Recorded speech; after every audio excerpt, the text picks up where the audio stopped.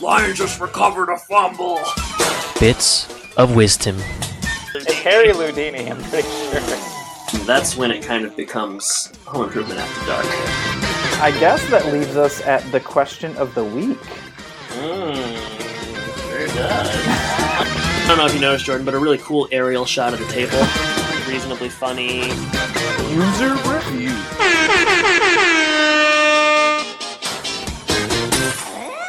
Does everybody know what time it is? Home Impodcast time. That's right. Binford Tools is proud to present a Home Improvement Podcast. My name is Adam, and you all know my co-host, Jordan the Antelope Lyons. Antelope lions. That's kind of weird because, lions eat antelopes. That's definitely what I was thinking when I said it. No, it's a thinly veiled reference to Wilson's illustrious fence segment this episode, but we'll get into that later on, Jordan. It was illustrious, all right. It was good. It was in keeping with a lot of his fence convos of late, and it was very memorable. It really packed a punch. They really grab hold onto his advice and use it for later in the episode. It's as if they've run out of ideas. How are you doing today? I'm doing all right, Jordan. How are you? I'm good. We were commenting pre-show how we used to talk when we first started the podcast. We would talk, I don't know about daily, but every other day about the podcast or just personal lives. And as it's gone on, I haven't talked to you since we recorded over a week ago, about 9 days. So I don't know if I don't know what's happening. Are you shunning me? Is that what's happening? I guess I'm just finding out if we're not talking about home improvement, I just don't have anything to say to you. No, I'm just kidding. Well, that's true. Yeah. And the only time you did text me this week was for a very important picture that I suppose we should talk about. Yeah, Jordan, that's a good transition. You must be 62 episodes into a podcast with a transition I like that. I like that every time we have a decent transition, we call it out. What good is a good transition if you can't give yourself credit for it? I've been listening to a lot of podcasts lately, and I just got to say that. And of course, I listen to our podcast, and I don't mean to pat ourselves on the back, but we've grown into better podcasters than we started, and there are a lot of worse podcasts out there in terms of sound quality and in terms of just banter and such as let's name names. I can't name names. I'm not gonna name names, but I've been listening to some lately, even like some kind of big time podcasts or podcasts with a lot of iTunes reviews and stuff. And you know what? We put out a good product here, so I don't mean to pat myself on the back, but I'm patting myself on the back. You're patting it real hard. Yeah, it's a wonder that we don't have 1 million iTunes reviews. Yeah, just 16 still, but we appreciate those 16 as well as any support we've gotten. We're more about quality over quantity anyways. We always have been. The quality of the iTunes reviews? I'm actually more interested in quantity. TBH.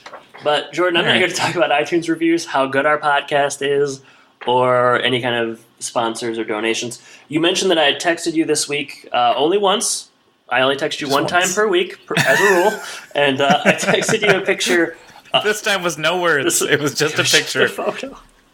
It was a selfie. No, it was a photo of a Goodwill find that I found, Jordan. A Goodwill find. A Goodwill find found. And it was the Home Improvement, the Hilarious Handyman game. And Jordan, it's a Home Improvement board game. I walked into the Goodwill. I'm rounding out my collection of Stephen King books. I only need 2 more. If you think you have a lot of Stephen King books, reach out to me. See if I need those too. We'll strike up a deal. And I was just perusing the shelves, and I found the Hilarious Handyman game still in the package, but it opened once, lightly used. I'm here to describe the game to you, Jordan. Describe it to me. Are you interested in this? Should I be talking about it? I'm very interested. When you send it to me, I'm going to look at the text. What did I send back? You said you better get it. You better get it. You thought about not getting it. The picture, it has a $1.99 price tag. It seemed a little bit too rich for your blood. I was just thinking, in my head, I pushed you over the edge. In my head, I was thinking, $1.99, I'd rather pay $99. Like, this is $2, no thank you. $1, Why didn't you haggle? You can't do that at Goodwill. They have signs up that say that you can't specifically. No haggling. Because, I mean, I feel like it's a place where you should be able to, but they are ill-equipped. I think they're worried I'm too good at haggling, and I would have gotten them to actually, pay me to take the game. They actually put the signage up after you came in the first time. Yeah, I walked in. I was like, all right, I got 10 books. How about $2? I'm like, no, that's going to be more. It's going to be $10. That's not how it rolls at Goodwill. All right, so I guess I should first describe the box. Please, and we'll make sure to post a picture. A lot of pictures. I'm going to set up the game, and I'm going to use a filter, and I'm going to make it look really good. So, the box is, I would say, a caution tape kind of background with a photo of the family along with Al. I think pretty much the photo of the family is, I would say, the era we're in right now, pretty close to it based on the kids' kind of ages. Maybe season 2, but what's on the board doesn't necessarily sync up with what the family photo looks like. I will say the photo is kind of hilarious because Wilson's eyes are completely closed. Like, they're not open at all. So I'm not sure why they used this photo or if this was just what they had. But so it's a family photo, and it says the Hilarious Handyman game. And how am I doing so far? Are you interested? I want to know why it's hilarious. I mean, I understand why it's handy. So it looks like a Monopoly board. Okay. There are. I guess I'll go through a little bit about the game. So, instructions: players for 2 to 6 players or teams. Players should be referred to as teams. 6 teams. That's what it says. Wow, 6 teams. Can you imagine just getting like 30 of your closest friends to come over and play this game? Oh my goodness, 6 teams of 6. I don't even think I could get 6 people to come over and play. We might be able to have like a tournament. We'll just do a virtual tournament since we're in different locations. You'd have to get a copy, but that seems doable. Players should be referred to as handymen and or neighbors throughout the course of the game. Hey neighbor, hey handyman, handyman or handywoman. Like, come on. That's an incredible rule. This is so 90s. Oh my goodness. It's not very gender. I guess, like, is there any punishment if you don't do it? Like, drinking games, you have to drink or something like that. I think if you want this game to be fun, you have to be drinking in general. You take a nail into your hand or something. Oh jeez. Objective: to earn $50,000 in equity by successfully completing home improvements. So it's modest. Yeah, I mean, you got $50,000. That must be expensive home improvements. Summary of play: handymen and or neighbors. I'll add that. Proceed around the outer track of the board, purchasing tools and supplies required to complete the jobs described on the home improvement cards. When a handyman has all the supplies and tools required to complete one or more jobs, they may proceed to the home squares. When they land on the room indicated on the home improvement card, they then take a tool time rating card. Handymen add the equity indicated on the home improvement card to their equity score sheet if successful. Doesn't that sound overly complex? I was gonna say, seems pretty straightforward. Yeah, they got a little in depth. I guess after you're not trying to make it like Monopoly. You're not trying to make it like Monopoly Trouble. because it's the equivalent to like having 4 houses to like, or having all of the properties to put houses on, and then having all the houses to buy a hotel. It kind of seems like the same thing. Yeah, but it's not because it's a hilarious handyman game. Yeah, that's true. All right, to begin, select one player to be the banker. Rip off. Oh, it's Monopoly. Yeah. That's Monopoly. Each handyman... All right, let's let you hear this. Wait, that's me. I'm always the banker. I get to be the banker, You can wear your silly hat. Each handyman starts the game with $5,000 in cash. 3 $1,000 bills, 3 $500 bills, 4 $100 bills, 4 $20 bills, and 4 $5 bills, and an equity score sheet. Shuffle the home improvement cards and deal 4 to each player. Place the rest of the deck at the center of the board. Shuffle the remaining decks and place on their designated spaces. Each handyman chooses a token and places it on the payday starting square. All handymen roll the dice. Tell me about these tokens. First. I mean, they're actually just kind of like plain colored tokens. They are plastic. Oh. There's not. I know you would think there'd be like that's a real missed opportunity. There's like, I mean, they could have done little statues of the characters. They could have done. It's the equivalent to what symbols. You use in Sorry. It's like the same kind of thing. That's a bummer. I mean, they could have even just done like tools. Just put like a hammer and a nail and whatever in there. I don't know. It's even the same. So there's handyman. So handymen collect $2,000 each time they pass payday. So that's like the equivalent to passing go and collecting $200. Man, they were really lazy here. Describing the board. Sounds like we could make our own board game from the sounds of it. I mean, there's a reason this was $2 at Goodwill. So there are 4 cards. There's the power card. There's the Heidi Ho Good Neighbor card. There is the Tool Time Rating card. And there is the Go Ask Al card. So the board itself. Al gets his own card and Wilson gets his own card. Yeah, man. I'll read some of them. So there is, of course, the payday. If you land here, you collect the payday of $2,000. There's the Home Improvement Center space, Jill's Designer Boutique. There's Harry's Hardware, which Harry's Hardware, that isn't. I don't know when that comes into the show, but that's something we haven't encountered yet in the 3rd season. So this must have come out later. There's Wilson's Zap and Tap, Mortgage Time, pay 100 times the roll of both dice. Yikes. Binford Tool Space, K&B Construction Space, Borland's Bargain Basement. That's not a thing. It doesn't even have you live in an apartment. It is now. What else? Anything else? I think they just kind of repeat them after that, and then you have to go up and do repairs in spaces in the Taylor house. So you could repair the kids' bedroom, the dining room, the nanny suites. There's no nanny suite in the Taylor house. Kitchen. Oh man, they're really taking license with this. Games room? Why wouldn't it just be called game room? Why is it called games room? Well, because there's more than one game in there. Right. Family room, garage, workshop, etc. So, yeah, I mean, I wish we could play it. We've said this before, we live too far apart. No, I think we can play this. Do you have any more questions about it? There are variations. Team play. There's just a lot. Team play? This came out in 1995, it looks like, so about a year after where we're at in the show. Okay. I mean... There's a lot more on here. I don't know that it's interesting to hear me read about. I mean, I think it's interesting. No, you think it's interesting? I think what we're gonna have to do is, we have video cams, and I think we're gonna have to play together and then record the conversation. Something and share about you it with saying everyone. Video cams just sounds vaguely kind of dirty. Want to cam? We could play Home Impodcast gone wild. I don't know that we have the following, nor have we earned the. I don't know if we had the. Fake it till you make it, Adam. I'm just not sure. Would we record us playing this game? No. Yeah, I don't see why not. I mean, I guess what? It sounds like a poll for next week. Would you listen to an episode of us playing this game? Boy, that is. I wouldn't listen to it, but maybe our maybe that's only for our Patreon folks. Yeah, that sounds like more of a punishment. They gave us money. I think we should release it to everybody else except for them. That would be a good thing. Here's one funny thing. You have to pay money, otherwise you have to listen. So, I mean, yeah, there's definitely a lot more information here. There's a dry erase marker that should be used for checking off items on home improvement cards. So it came with like a cool home improvement dry erase marker. I'm going to be posting pictures of all this stuff, so you don't have to leave it to your imagination.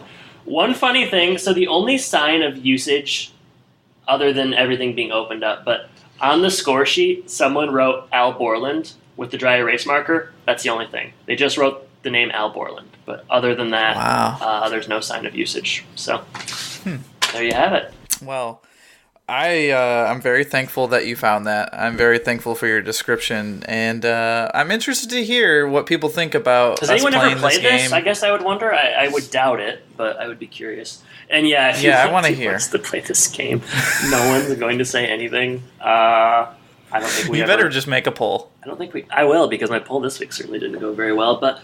It seemed topical. I'm glad to have it, Jordan. I'm glad you convinced me to pay the $2. Because, like I said, if I texted you it, and if you wouldn't have said anything, I probably wouldn't have purchased it.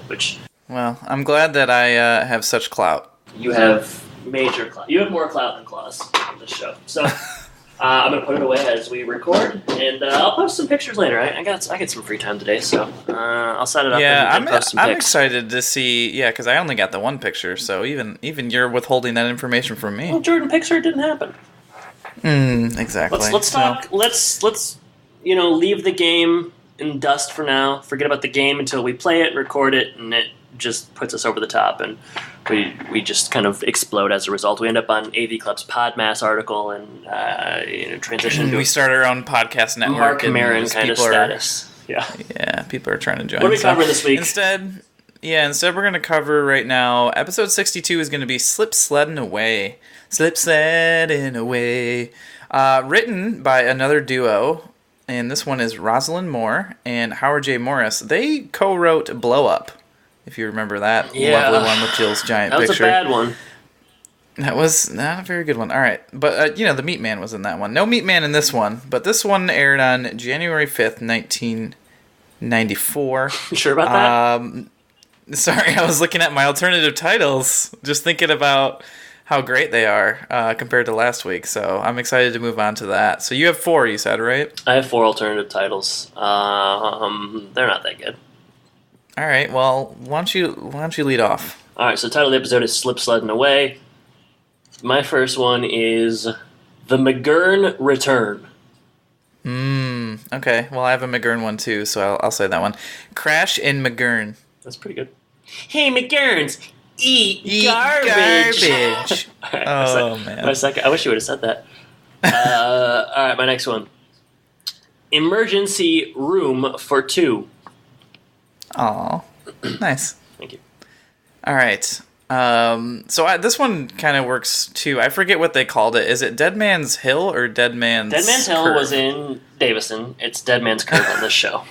All right. So mine is Dead Man's Swerve. I almost did that one, but I didn't think it was good enough. It's my weakest. Let me sax you a question. I also have a saxophone one, and this one is to the tune of one of my favorite 90s jams. Return of the Sax. 1 second. Yeah, that's alright. Last one is... I should have done a better one for my last one. This is not that good. My neighbor, Vinny. Like my cousin Vinny. It's bad. Yeah. It's not that good. Hey, you know what? It's not too bad. I've established myself as being the guy that has 4, so I had 3 okay ones. I was like, I gotta add that 4th. Well, this is what, Adam, the guy who has 4 deets. Yeah, that's kind of where I'm at right now. All right. Well, yeah, I think those are better than some of the weeks that we've had. Yeah, definitely. I remember last week being particularly terrible for me, so I feel a little bit better after that. Sure, yeah. You got a plot synopsis? No, this week nobody wrote anything. No Bernie, no Tony Topola, no. No, there's Bernie. Bernie's here. We can always rely on Bernie. So, Randy loses a sled race to a neighbor boy he does not like, so Tim helps him build a super sled. He wants to win to prove he is good enough, even though he's short. Meanwhile, Brad wants to give up his saxophone lessons. This episode has got to be personal to you when Randy kind of has his monologue talking about how he's. We'll get there. We'll get there. Yeah, I can't wait to reflect because it's not anything I can relate to, but I'll be curious to hear your perspective. All right, ready to get into it? Yeah, let's do it. All right, you want to open? Let's do it. Yeah, so we're going to open with a real American hero. And I think you all know what we're talking about and where we're going with for this. Submarine sandwiches. They're a real American hero. We should say that the logo bounces through on the way here. It kind of wants to get in and out of the scene, as we are wont to do, but we're stuck with it for a little bit. Well, Logo was hungry. Logo was hungry. He was going Subway. Yeah, he wants to get a submarine. All right. So, yeah, Tim's talking about sub sandwiches here, and he does... It's really bad open. I guess I should start with that. It's one of the worst opens of all time. I remember us covering. Yeah, that's it. That's all I have to say about it. It's bad. I mean, we'll describe it, but it... And Al is confused, too. He doesn't know where Tim's going with this. One more thing I'll just say. It takes so many swings at humor, and it misses every time. There's only one that I like in this scene, actually. Yeah, I know what you're going to say. Keep going. All right, so... so sub sandwiches, he talks about hiding a sub sandwich when your wife puts you on a diet. He does the thing that we hate where he gets into his woman's voice and is nagging. I also like how he's describing a scenario. He's like, so let's say he goes in to describe a scenario like he tries to connect the sub sandwich to squeaky floors, and he describes a scenario that just like is grounded in there's no reality. Like let's say you have a sub sandwich in your garage and your wife puts you on a diet and you have to sneak down and get it and you don't want the floor to squeak. That's not a thing. No, the sub wouldn't taste good. It's going to be hot. Well, I mean, why would you put the sub in your garage? And why would your wife put you on I don't know. What kind of... Jordan, you're married. Does your wife put you on a diet where you can't eat subs? No. Is that a kind of diet? I don't know. All right. Sure. Not yet. Maybe in a couple we'll years see. I'll know what he's talking about. Yeah. Maybe after I have 3 kids, that'll be a thing that happens. That's but true. that's not what's happening right now. And so I don't know. And then he connects it with subfloors because that's what Al thought they were going to talk about. So sub sandwiches, subfloors, hilarious, right? I honestly didn't even make that connection. Well, that's how bad it was. I must have been tuned out from the get-go. Yeah, I was gonna say after that whole once he goes into that nagging woman voice, you kind of tune out because you know what's coming next. But Right. anyways, they start talking about how to get rid of a squeak in subfloors, and there's 3 distinct squeaks. There's a sneak, there's a creak, and there's a groan. And in the groan, they play like a noise for all of these. Mm-hmm. Tim groans for the groan. Is this your laugh? And that made me laugh. This is my laugh. That's my laugh as well, yeah. So, at least good there. There's a different repair for each of those noises, and they go about how you can fix that stuff. And then Tim does something different that we haven't seen, I don't think, ever. He makes fun of old people instead of women. Mm-hmm. And that prompts Al to hold up the P.O. Box sign, if you want to send your fan mail. Audience loves that. To Tim. Yeah, it's been a while since we had that. Yeah, still funny. But you know what? What would make the end of the scene perfect? If there's some sort of hijinks or something goes wrong. We need a talcum powder gag. Yeah, let's get some powder going. So they go to fix a creek. They go to fix a creek in the wood, and Tim tries to squirt this powder, and it goes into Al's face. And then Tim really caps it off with a great mime routine. Oh my gosh, it's so bad. But they don't even have the wherewithal to stop when Al gets covered with talcum powder. They're like, nah, we need to hedge our bets. One more bit. It's an awful opening scene. He says Al does his mime routine at the mall. I was gonna open with saying that you do mime routines at the mall as our cold open, but and then he gets apples. Oh man, imagine if this was your first episode of Home Improvement and this was the first scene you saw, you would never tune in again. Yeah, never. It's comically awful. Oh my goodness. Yeah, Andrea watched the last episode with me one time. That's the first time she's watched an episode with me for a long time. Mm-hmm. If she watched that scene, she would have just never watched another episode with me again. Yeah, she would have. I'm glad. She would have went to Seattle and never came back. Never came back. She said, we're getting a divorce. I can't believe you spend your time doing this. All right, next scene. All right. I like how... my note says my prayers have been answered. So last week I'm talking about Brad playing the sax, and I'm like, I gotta have a Brad sax episode. I gotta know more about Brad and the sax. Well, we get it here. And we do. We did clamor for that, so it's good. I was wrong, I would say. It's not as interesting as I thought it was going to be, but I guess I'm glad they tried it. So we open on Brad playing sax in the garage. And I just have a quick aside. So you know how I played that, or rather, I posted the GIF of Clinton on our Arsenio playing the sax. Yeah. Why is he wearing sunglasses? Is it just to look cool? Because it's that's how the blues people roll. That's it. That's a blues thing. They wear sunglasses while they play saxophone. Yeah, I mean that just means they're cool. I guess I don't know. I mean, are the lights too bright for him? I don't think that's the reason. I mean, Arsenio's not wearing sunglasses. I just wonder if he's not playing the sax. If there was an actual reason, or if he was just doing it to look cool. Because if he's just doing it to look cool, then I like it even more.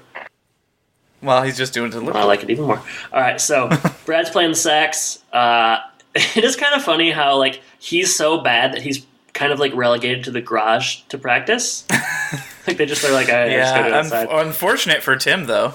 Yeah, I would say so. I mean, that's his man zone. So Brad is really bad at it. So bad that Tim dropped something on his foot.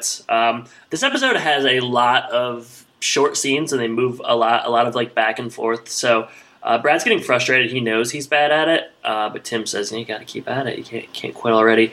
So we cut inside. Jill's in there.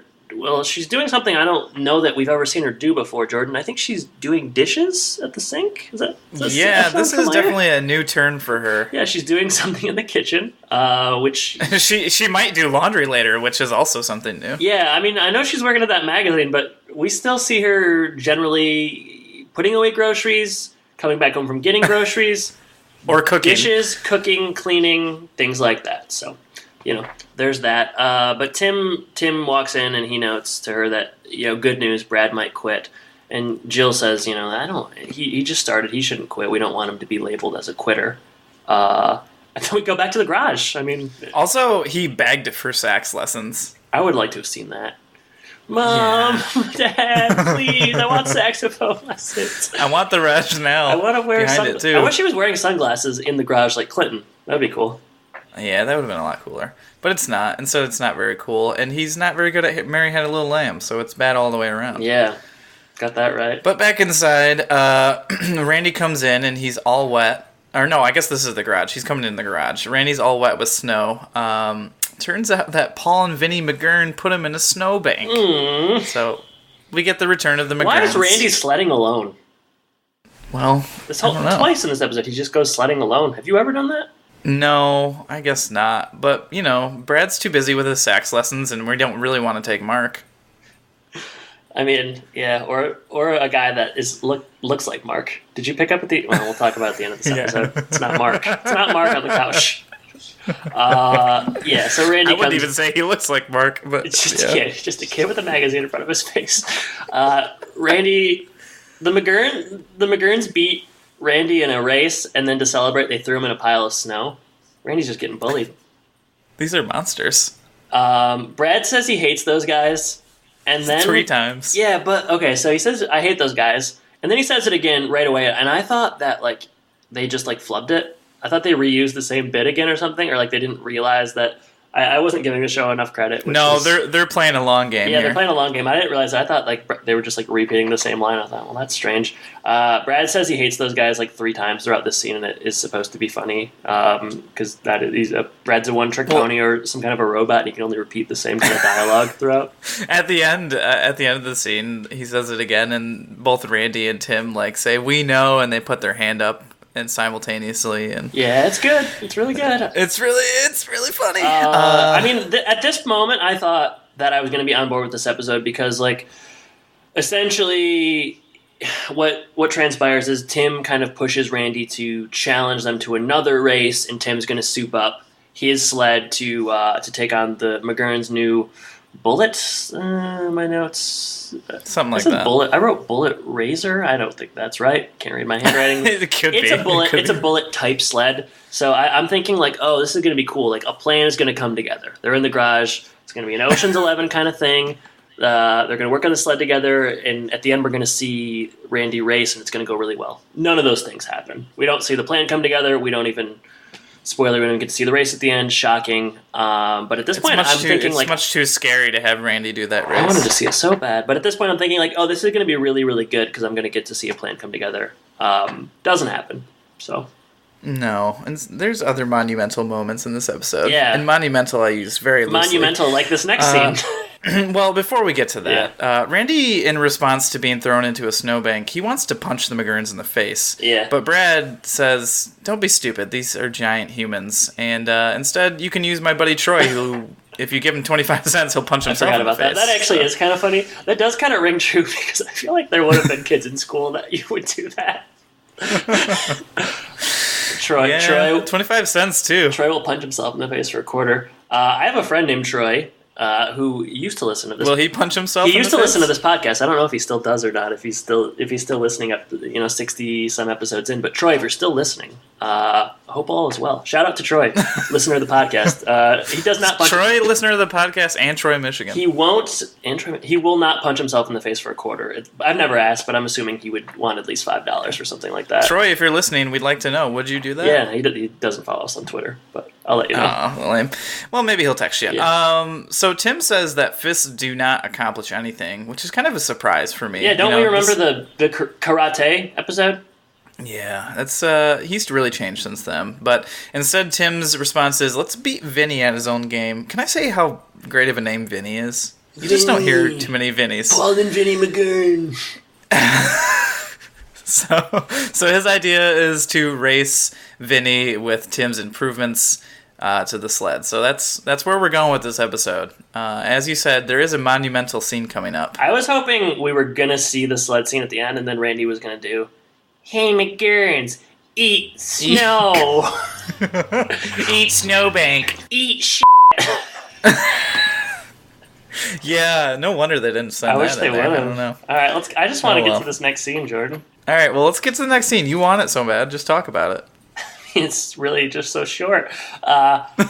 Jill says Mark needs a haircut because she could mop the floor with his head because his hair's so long. And Mark says, "You just don't want to listen to Brad do saxophone lessons." And she says, I don't want that getting around. Don't tell anybody I said that. Next scene. Wait, no, that's not all that happens. Seemed like it. Go ahead. All right, Brad comes down, and he talks again that he wants to quit the saxophone. And Jill sits him down on the table, and he says, "Is this going to be one of those stories where you say, 'When I was a little girl, yada, yada, yada'?" And she says, "No," but then she goes and says, "When I was a little human," or something like that. Basically, he knows her too well. I mean... Yeah. I guess that was clever because that is literally she always tries to put herself put things in terms they can understand, and she always is like, "When I was a girl, I was in a situation that was vaguely like this, and I handled it much better than you will." Which is... Yep, and this is how she handled it. So she had to take flute lessons, and she didn't quit, even though she didn't like it. And she's glad she stuck with it. But Brad calls her on her bullcrap right away. He says, "Why? You don't play it now." And she says she likes knowing that she could play if she wanted. Also, she would enjoy mother-son jam sessions if he gets better at sax. So she openly tells him that he sucks at sax. Mm-hmm. Yeah. So, and then Mark can't find his shoes. I wish the whole episode was just about Mark trying to find his shoes. That's a really good bottle episode. Just Mark walking around the house trying to find shoes. I could get on board with that. Yeah, well, they didn't show enough of that in this episode. Do you think that he got lost trying to find his shoes, and that's why they had to replace him with a stand-in at the end of the episode? That explains a lot. Yeah. Wow. Good eye there. Good smart. Brad also... Let's see. What happens here? Is that the end of that scene now, or are we moving on to the next one yet? No, I guess this is when Randy comes home from the race. Randy comes home from, once again, sledding alone, I assume. He had to do a practice run. He was testing out the new sled that Tim souped up that we didn't see, which, again, show me that. That's what this show is about. I want to see, just like I want to see the man's bathroom, I want to see Tim make the man's sled. Give me what I want, I'll go away. We do see one alteration to the sled later, and I don't understand how it could help at all. I don't even remember seeing that. But, all right, Randy hurt his wrist testing the new sled. He hit a tree. I mean, I feel like you're lucky if you just hurt your wrist in that case. But he wants to keep it a secret because if his mom finds out, she won't let him race, even though she doesn't know about the race yet at this point, I don't think. But he just thinks it's in his best interest to keep it a secret so that he can follow through on the race. So he's kind of hiding around the corner as Jill is leaving for the haircut and the saxophone lessons. Yeah. Then Brad leaves, and I did like it. So, Tim comes in, and Jill leaves, and he tries to kiss her, and she ignores him, and he says, "Boy, we lead fast-paced lives." That was kind of funny. Yeah, that was good. So yeah, Tim and Randy are there, and Randy spills to his dad what happened. Randy gets a little sassy when he's hurt. He doesn't want his dad to mess with him. He doesn't want to go to the ER. He doesn't want anything. But yeah, Tim's going to take him to the ER for an x-ray. And I thought it was kind of strange that the first reaction is we're going to the ER. That's expensive, isn't it? Shouldn't you just go to your primary care doctor or something? Urgent care maybe? I think probably... Yeah, ER visits unless you know that this wrist is broken. Yeah. I don't know. Yeah, you're probably right, actually. I think an ER visit, they just have to pay the ER staff so much more money that it ends up costing you a lot, regardless of whether or not you need to be there. So, yeah, you're right. After hours clinic, something like that would have probably made more sense. But then we wouldn't have gotten the next scene, which... Yeah, which is my favorite scene in the episode. Which is the best scene in the episode. So... We head to the ER, and I mean, you can kind of guess what's going to happen here. The gag is everybody at the ER knows Tim. Everybody, he walks in, and they call him by name, and he is asking about people's daughters, kids, And it is funny. They have a big file for him just for this the year. nurse keeps it handy. Nurse Marge, which I do have a bio for, so maybe we'll do this. And she maybe. What do you mean maybe? I mean, maybe we'll do this. I don't know. I if you want me to do it, I'll do it. Just tell me. Tell me about Marge. Marge is played by Francesca P. Roberts, known for her roles in Legally Blonde, a movie I do enjoy, Super Mario Brothers, In Good Company, and Hard to Kill. Of late, she appeared in an episode of Shameless, It's Always Sunny in Philadelphia, Wilfred, Law and Order L.A. 73 credits to her name, so she's busy. Hey. I recognize her from Boston Legal, which was like my favorite show when I was in high school for some reason. But she really, I loved it. I thought it was the best show I thought it was like one of the best shows that had ever been on TV when I was in high school. How'd you get into Boston Legal? My dad. Okay. All right. So you know how Davison had the delayed start on Wednesday, right? Yeah. So every Tuesday night I would stay up and watch Boston Legal because it started at 10 o'clock, and I would get a big bag of popcorn and sit down, and I would think life is pretty good. Sometimes I think I know you, but other times I don't know you at all. Well, it's because we don't talk enough. We only talk about Home Improvement. I will say a couple more things on Marge. So she's going to end up being in 4 episodes of Home Improvement. So she is coming back, which is surprising to me. It doesn't have the feel of it seems a like a weird return. Back. Yeah. And it's not like sometimes they bring people back in different roles, but she's playing Marge all the way through to they won't bring Maureen back? They won't bring Maureen back, but they'll bring Marge back. I know, it's really interesting. And Jordan, one more thing on Francesca is, and this is interesting to you, she's in one of your favorite television shows of all time. Do you know what I'm getting at? No, but I can't wait to hear it. Well, Jordan, she was in Smart Guy. You, of course, remember her from the 1997 episode Big Picture, where she played Mrs. Clendening. So, I mean, that's not only one of your favorite shows, but one of your favorite episodes. Smart Guy. Yeah, I mean, I like about her. That episode all the time. She's good in this. She has some good bits, and we'll see her moving forward. Do we need to see her again? I don't know, but we're going to. So let's just look forward to it, whether you like it or not. So Marge, well done. She, like you said, everyone knows Tim here by name. Buzz even brings him a cup of coffee with his name on it. It says Tim. No, his name's not Buzz. The guy says no. His name is Buzz. No. Yes, and then Jordan. He makes a joke. They're going to be calling you Buzz if you have this much coffee. Really? That's dumb. Yes. I mean, well, it's really dumb, stupid. But that's his name. But it was funny when the guy brought him a cup of coffee. That's a good. Yeah. He hands him a cup of coffee with his name's on the mug. I read on IMDb under trivia.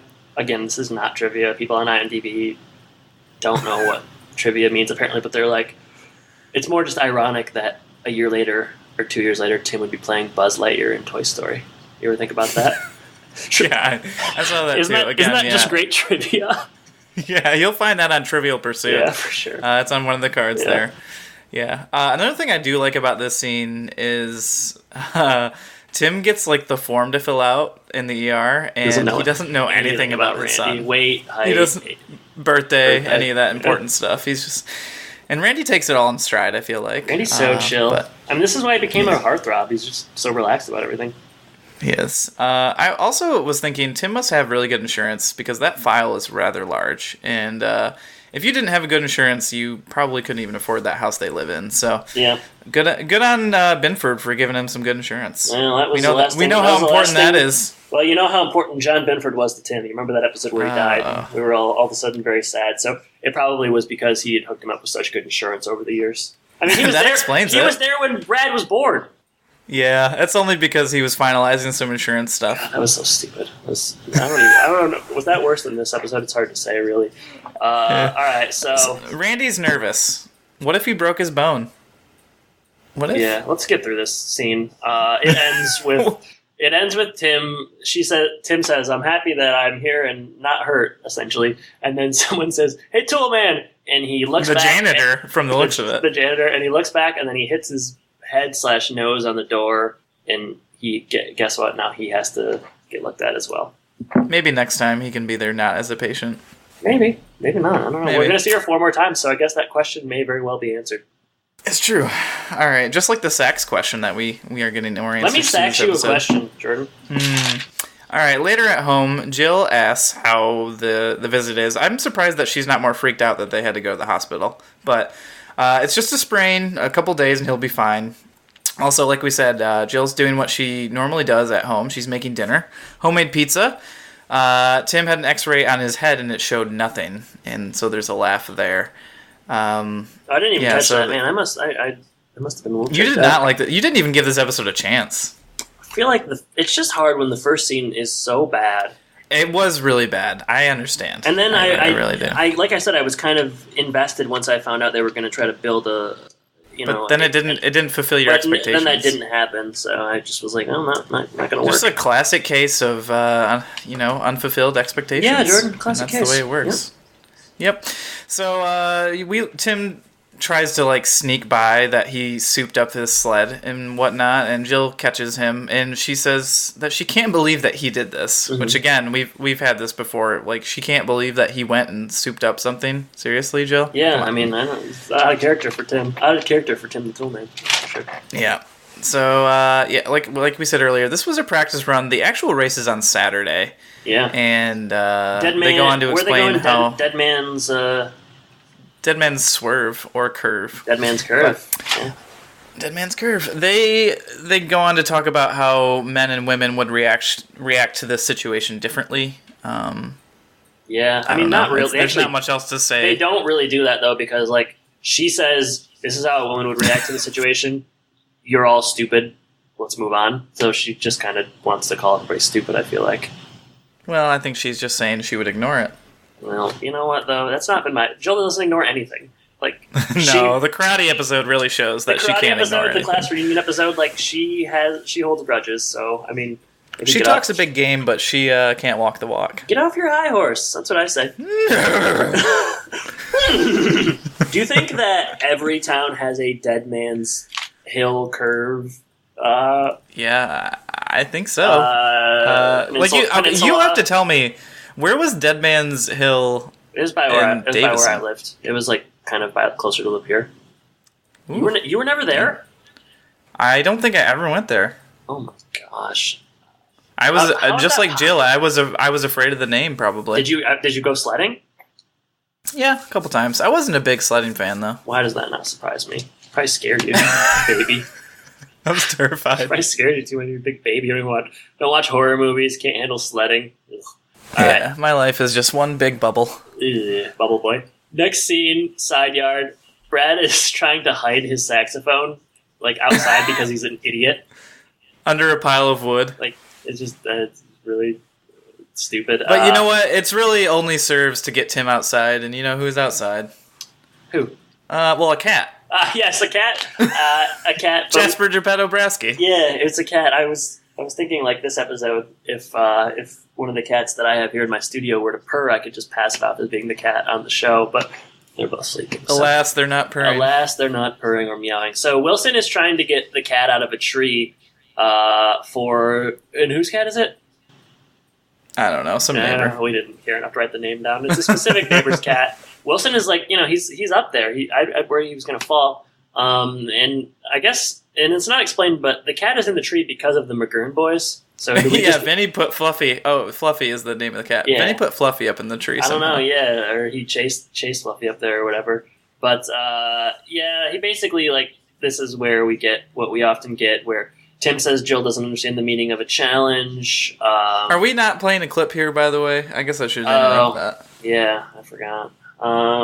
Let's save the clip for Randy later on. Yeah, that is marginally better than this. So, we will. Wow, this is. I hope people don't. We're subverting norms. People don't get mad that we didn't play our Wilson clip. It's just really not that good. No wonder we can't get any more reviews. Yeah, I mean, downloads are up though. So hey, I'm just cashing those checks. He says he doesn't understand the meaning. Jill doesn't understand the meaning of a challenge. He wants to protect his young, and then Wilson talks about a specific kind of antelope. And it's actually sort of dark.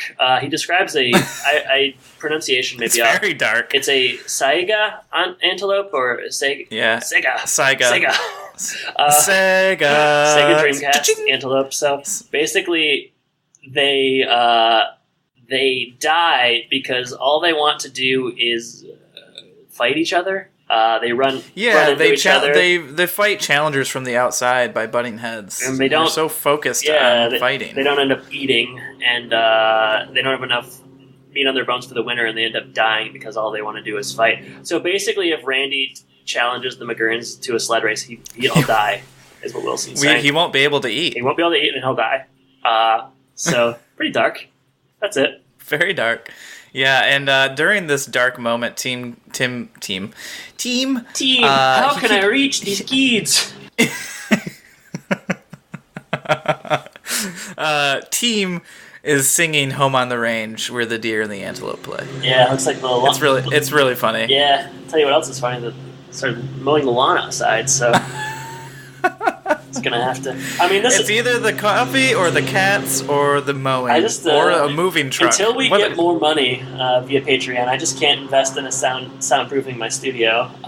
So this episode isn't that good anyway. So why not add a lawnmower to the mix? It's funny that you opened this episode talking about how good our audio sounds compared to other podcasts. I mean, hey, I think it's a testament to the quality of our audio that you're able to hear such things as a lawnmower in the background. That just really speaks to the quality of the mics. We're authentic. Authenticity is paramount. We're not in some world. studio somewhere. No, man, we're not in some studio, but we'd like to be. Our next scene, we are going to play a clip, correct? Yes. Yeah. This is where we're going to play a clip. We'll set it up just briefly. Yeah, go ahead. Yeah, Jill sees Randy working on his sled. There is a little spoiler there. On the sled. So Tim has made some modifications. It looks like that's all he's done. But Tim is kind of polishing up the sled for the big race, and Jill's going to confront them, and we're going to learn Randy's real motivation here. So let's go ahead and play a clip. Do it. Hi, how's your hand? Fine, Mom. What are you doing? Working on my sled. I want to talk to you about that. I don't think you should do this race on Saturday. Mom, I have to. My wrist is going to be fine. Even the doctor said so. Oh, I just think that the combination of that hill, that sled, and your father is too dangerous. But, Mom, I'm fixing my sled, and Dad's going to show me what I did wrong. I don't see why you have to race Vinnie McGurn at all. Because if I don't, he's going to think I'm afraid of him, and I'm not. You should be afraid of him. He's a scary guy. Huh. No kidding. At the father-son picnic, he's the only kid that was mistaken for his father. Now, you see, that's funny. Humor has always been your best weapon. But Vinny's too stupid to understand my jokes. In your life, you're going to run up against 1 million Vinnie McGurns. Are you planning on racing all of them? I don't know. All I know is that I have to race this one. I have to fight back. But it's not a fair fight. I'm never going to have a fair fight. I'm the shortest kid in my class. Honey. And don't tell me that my height doesn't matter. It doesn't matter. It's what's inside that counts. Don't sell yourself short. Sorry. Look, in case you haven't noticed, even my little brother is the same size as me. Randy, everybody grows at their own rate. Mark just had a growth spurt. I mean, you could have one at any time. Yeah, but probably not by this weekend, huh? No, probably not.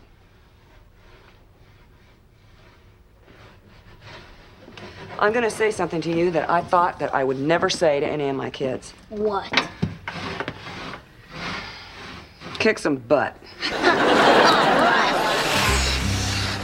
Randy's working tirelessly on his sled. Jill says that she doesn't think he should race. And Randy says that this is how he's going to fight back. He can't just let them, get away with mistreating him. And Jill says, there's going to be a lot of McGurns in your life, and you have to. I mean, she doesn't say this, but I feel like she's saying, the McGurns copulate quite a bit, so there's going to be a lot of McGurns in your life. Yeah, those McGurns are getting it. She's basically saying, or she should say, is pick your battles. But Randy said that there's going to be a lot of battles in my life because I'm so short. He has height insecurity. I mean, Mark's as tall as he is, so he's getting bullied, and he needs to stand up for himself. He needs to stand up for himself, yeah. He does blow up here unexpectedly, for me at least. It's out of nowhere, and we've never heard him complain about his height before, and it only lasts for about 20 seconds. It's as if they were writing, and then all of a sudden they realized, hey, you know what? Randy's kind of short for his age. Is that something we should address? Yeah. I mean, he is actually the oldest of all three of them, in real life. Yeah. So it's interesting that they do use this real oddity in the plot. It's just, as with a lot of things such as the saxophone, it kind of comes out of nowhere. I mean, I guess, Jordan, elephant in the room, you're short. Or a mouse in the room. You're a short person. I just looked up Jonathan Taylor Thomas's height, and he's 5'5", and I mean, I don't want to reveal too much, but you're also 5'5". I am 5'5". So, do you have anything? How tall is Brad? In real life now? Is he 6'4"? No way, he's not as tall as I am. I was gonna say, because that'd be cool. That would be interesting. I bet he's 6'2". He is 5'11", so not. Oh, not especially. All right. Well, he definitely looks much like 5'11" people look to me. He looks a little bit taller. So yeah, Jordan, I am short. This is hard for me to talk about. Were these feelings you had when you were young? No. Were you concerned about being short? Nope. I don't know. It never really bothered me that much. I will say maybe we have a friend that it did bother, that we would say had short person syndrome sometimes. Yeah, but I don't want to talk about. I'm not talking about you. Like even with basketball, you weren't frustrated. You played basketball, you weren't frustrated. You weren't taller. No. I mean, sure, it would have been nice to be taller, but it never bothered me, I guess. I guess I always could kind of jump high, so that maybe that didn't bother me as much. I don't know. I don't know. Humble brag. It never bothered me. I couldn't resonate with this as much as maybe you would have hoped. It would have been better for our show if you could have. Yeah, but I'm not a liar, so I won't lie. Hey, she'll tell no lies. All right, well, thanks for sharing nothing. And let's move on. You did say I would be disappointed if you were right. The scene ends. Jill has she, I guess, better understands where Randy's coming from, and she really shocks us all by saying, "Kick his butt." Race him, Jerry. I was thinking about that earlier too. It's a much better race episode. We actually see the race, so he's gonna, he has Jill's permission, and the race shall go on. The race shall go on. Yep. Tim comes in after his advice from Wilson and meets up with Jill. They sit down at the fireplace, and after finding Brad's saxophone in the fireplace, they talk a little bit more about this issue. And it seems that Tim and Jill have flipped sides here. So now Tim says, no, he's not going to race, and Jill says he has to race. Jill says he has something to prove, she suggests some modifications, some illegal modifications to the sled. It's not the Olympics. Yeah, it's not the Olympics. Who cares? It's just the McGurns. And Jill says, you were right. And there's a first for everything here. So she says you were right, but she won't say that she's wrong. She's kind of dancing around it, and Tim's trying to get her to say That's it. That's a really great quality for a person to have. Yeah, they won't admit when they're wrong. Yeah, it's great. It must be really great for Tim. Yeah, well, Tim specifically kind of forgets Wilson's advice real quick here, and I guess since it's not very applicable to the situation, it's because it's like. It's more like life and death. The very extreme of this situation, Maybe Dead Man's Curve is aptly named, though. Well, maybe tell me that in the script. Maybe Jill's mad that Randy goes down because a kid died there last week. That makes more sense. Yeah, well, we don't like to make sense. So that's the end of this scene. They both decide we're going to race him. And to your chagrin, they skip over the race. Yeah, and next scene should be him racing. Do we get that? Of course not, because that's what they do on the show. This is probably the most mad I've ever been about them skipping something. A lot of times we are cheated out of the most interesting part of an episode. This time it was... this episode is so boring and has nothing going on. We're just building up to this race, and finally, Jill agrees to let the race go on, and we're into it, and they just completely skip it. How hard is it to film a race scene? Really, you don't have to do that much. They're willing to spend time doing a tractor race with Bob Vila, but they won't do this. They've done it 3 times. How hard would it be? It doesn't even have to look good. They did that episode a couple of years ago where they were outside and camping, and that looked all right. Just use that same set. I was so mad. It really grinded your gears, huh? It's just that's what the whole episode's about. Show me the race. Getting ripped off. At that point, I was like, podcast is done. I'm done doing this. You did text me that you want to quit, so I guess I understand. I'm about done. I'm on my last legs. I bought this board game. That kind of brought me $2 investment wasted. Are you going to count me? I hope somebody will. They skipped the race, but to make sure we know what has happened, there's dialogue where Brad is like, sure was cool when you beat those McGurn boys in that race that we're not going to show you because we're cheap. And Randy said, yeah, it was cool how I took that curb, blah, blah, blah. The only thing interesting about this scene is that it's not Mark sitting on the couch. It's like another kid for some reason. We don't know why, but it's supposed to be Mark. And like this kid's wearing a hat and he has a magazine covering his face the whole time. And then in the bloopers later on, like it very obviously isn't Mark. I don't know. I couldn't find anything online. There's about no that, explanation but, really yeah. why. I don't know. Was Mark at school that day? What happened? Lost I don't his know. shoe. Couldn't find it. But yeah, that's probably what happened. we do find we out. Also, go ahead. Oh, I was just gonna say probably the same thing you were gonna say. We do find out that Tim was dancing a little bit. He had a victory dance after Randy won, and Mr. McGurn, in response, challenged Tim to their own race, and Tim sprained his ankle. Roll credits, fade to black, Sleddin Away. There is a way too many outtakes for this, and none of them are funny. But The only interesting one is when you see the kid's face that isn't Randy, Yes. because it's just like funny because it's a completely different kid.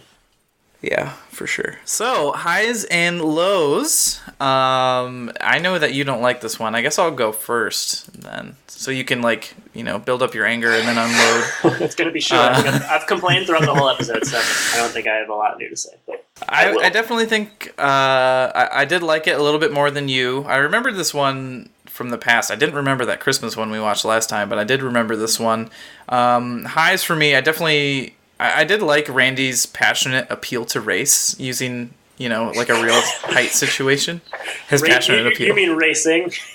Yeah. Well, As to opposed race to a in passionate general. appeal to race. He's very passionate about segregation and desegregation and all that kind of stuff. So, we've seen the puberty plots, like the rebellious trope, a few times, but at least they kind of went towards a different part of puberty, and this is kind of his insecurity. So it was interesting, at least a little bit for me, to see it explored. Would have been nicer if they, didn't come out of nowhere, and I guess they probably won't deal with it ever again after this either, so that's kind of a little strange. But I do love the return of the McGurns. Nothing quite like a nice neighborhood rivalry. I would like to hear, how we did get the McGurns eat garbage or whatever. Yeah. From the last, it would have been nice to have them say something like that in this episode, but we did not get that. I did enjoy also, my favorite scene of the episode was the hospital set. I thought that was pretty good all the way around, with Tim being well known there and the cup with Tim's name on it, all that kind of stuff. So, lows, Wilson's advice doesn't really match up with what's going on in the situation. And the opening scene to the show is by far the worst scene we've ever seen.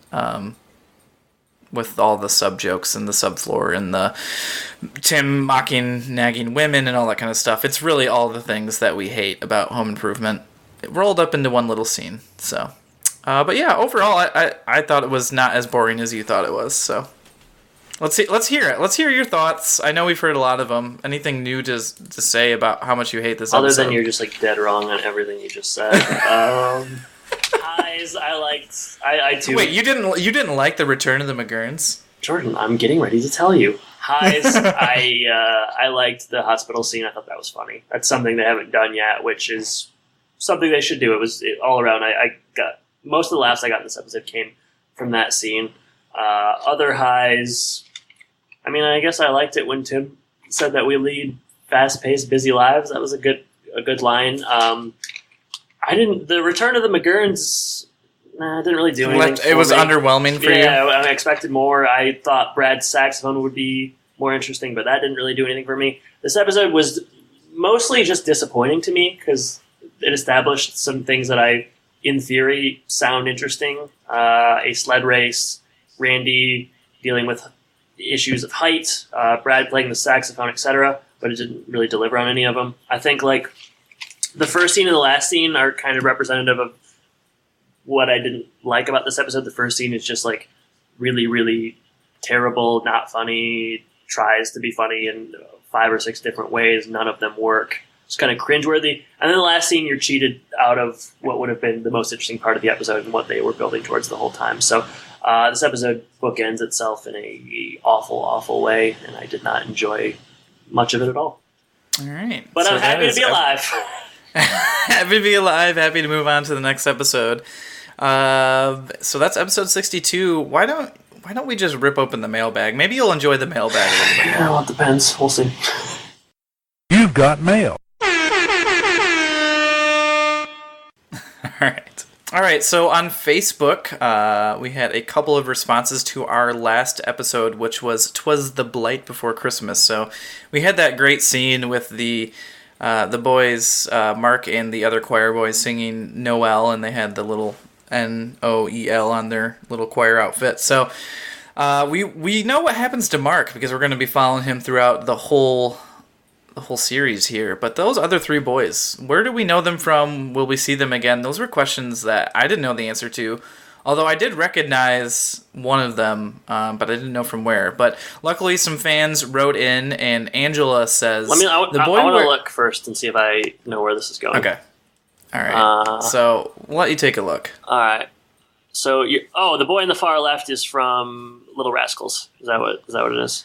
So he's not just from Little Rascals. Angela tells us that he was on Full House as Michelle's friend Derek. Yeah. So he made quite a few appearances there. Okay. And then yes, he was also Waldo from the Little Rascals. Okay. He's not Richie Rich.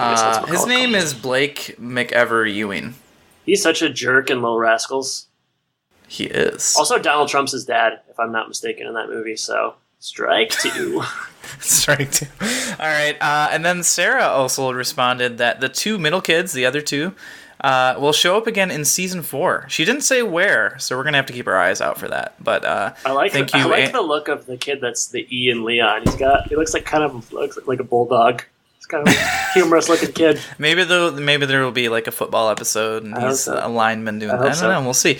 But thank you, Angela and Sarah, for reaching out. That's good information. Definitely, we didn't pick up on that, so thanks for sending that in. Well, we'll keep our eye out for those other two middle kids. I blame my Daily Motion streaming that I just can't You're still doing Daily Motion? I can't even see the faces of the people. No. I'm still doing Daily Motion. I guess we're gonna have to order you some DVDs. I guess so.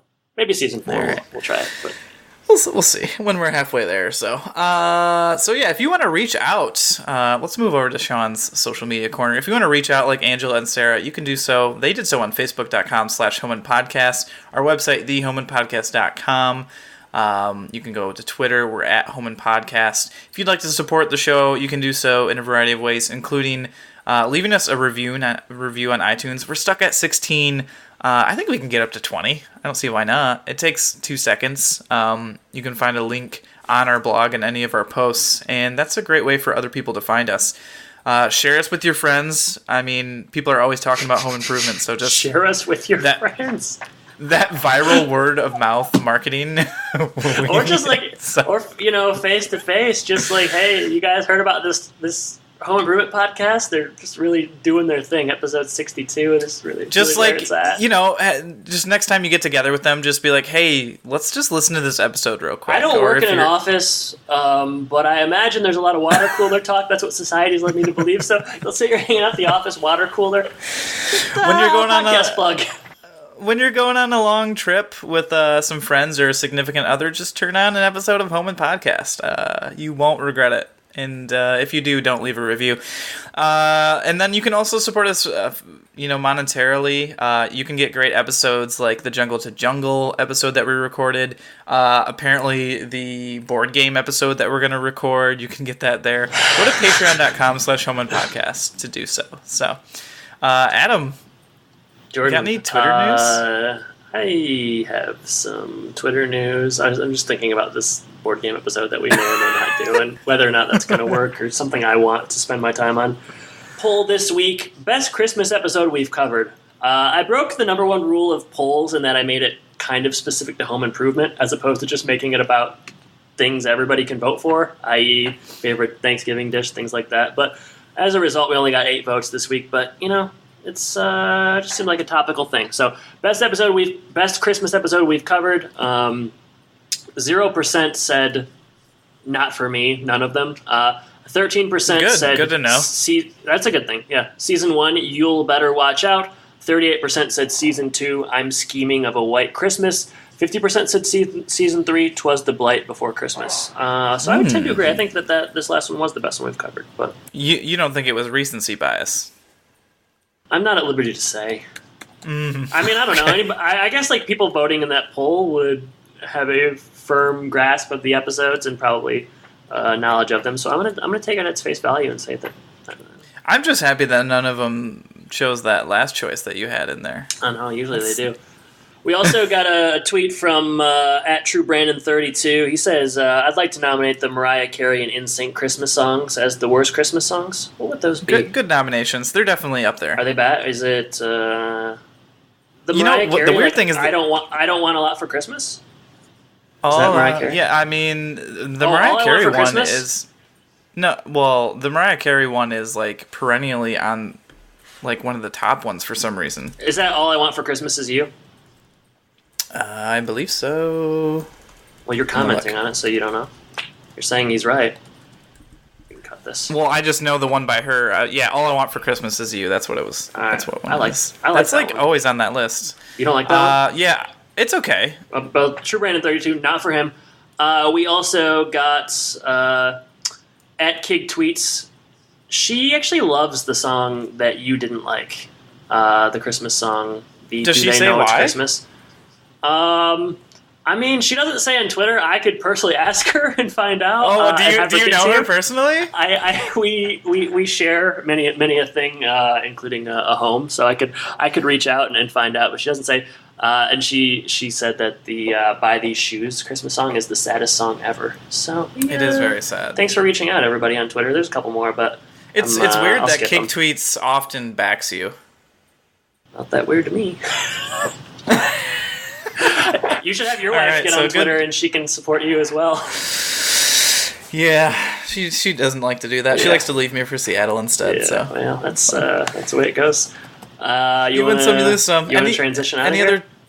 Yeah, let's transition. It's time for the question of the week, and You're up, I guess Daddy-o. it's my turn. It's your turn. It's going to be a good one.